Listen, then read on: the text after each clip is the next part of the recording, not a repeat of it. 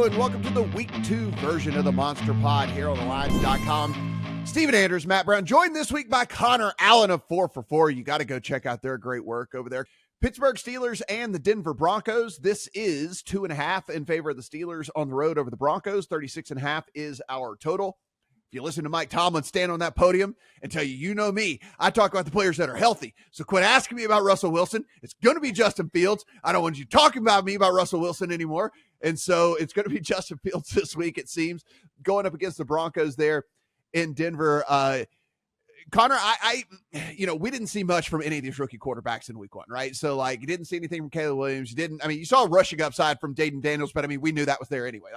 That's nothing that surprised anybody that Jaden Daniels can run the football well. We knew that. Bo Nix, we saw a little bit out of him, but not much either. So, second start for him against a Pittsburgh front in which TJ Watt, could have had the most monster game ever last week if it wasn't for a couple of penalties that get called on him. Welcome to the NFL is all I can say here for this one. What are you thinking, Steelers and Broncos? Yeah, I think that we see the Broncos probably try and run the ball a little bit more. We saw 40 Bo Nix pass attempts last week. And now we have a Steelers run defense that, played pretty well, I think, against Bijan Robinson, but their success rate wasn't all that great. They were middle of the pack. I think it's one of those things that they shouldn't shy away from necessarily. Bo Nix's prop opened at 148.5 passing yards. That's the lowest I've ever seen since Malik Willis previously, which is funny because he's also making a start this week. It got a bet up all the way up to 165, 170, which is fine. That makes a little bit more sense there. But it's one of those things where we know that the Steelers are going to run the ball. My biggest takeaway last week, Najee Harris and Jaylen Warren, the touch split between the two was gigantic. I don't know whether that was Jaylen Warren's injury coming in or whether Arthur Smith just loves Najee Harris, which would be the least surprising thing in the world.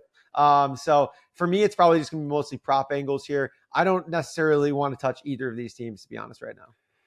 Steven, it's under a field goal, but it's not.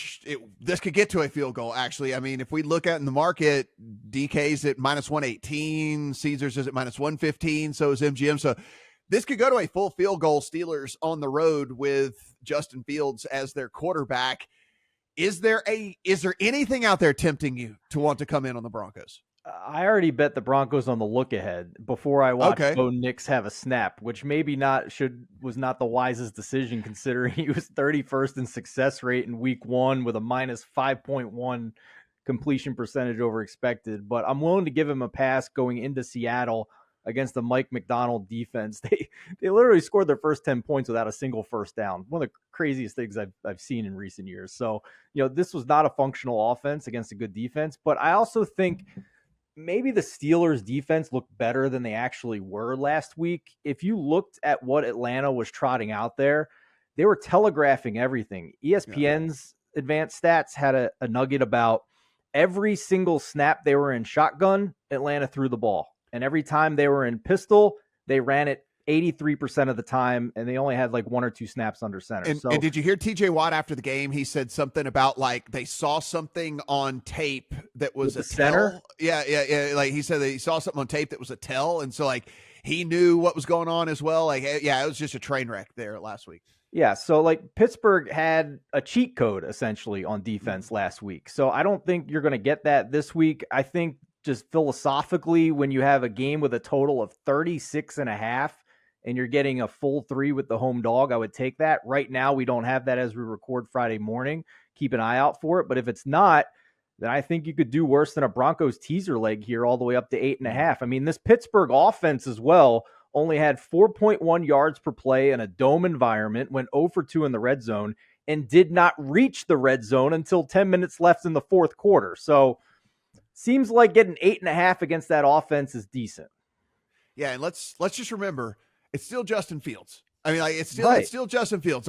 We know, there's rushing upside and also that. We also know the floor is still very, very low. If this gets to a full 3, the Broncos are going to in my account, and I'll just deal with it. It's something I'll have to deal with. Like you said, we'll come back for another support group whenever Bo Nix goes 11 of 39 or whatever it is or something like that. Yeah, I'll just come back and be like, yeah, that's on me.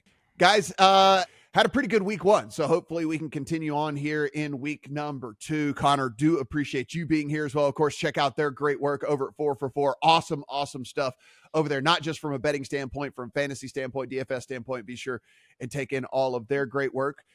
We do everything free here, so please hit that subscribe button. We'll be here all season for you. And if you head to lines.com, upper right-hand corner is the Discord, and that is also free, where you can go in and chit-chat about things all season long in all of the sporting betting markets out there. For Connor, for Steven, I'm Matt. Good luck on all your week 2 bets.